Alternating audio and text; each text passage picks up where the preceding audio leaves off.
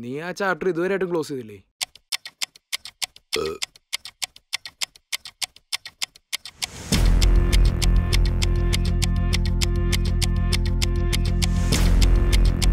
എന്താ ഇവിടെ?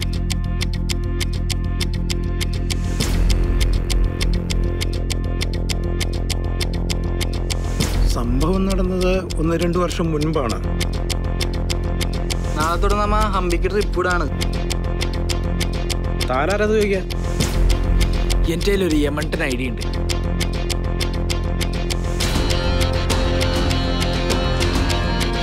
നീ തള്ളു പറ. തള്ളാൻ നീ കഴിഞ്ഞിട്ടുള്ളൂ. നീ ഇവിടെ നിൽക്ക്, ഞാനിപ്പോ വരാം. ആകെ പോയിട്ട് പറയാറേ.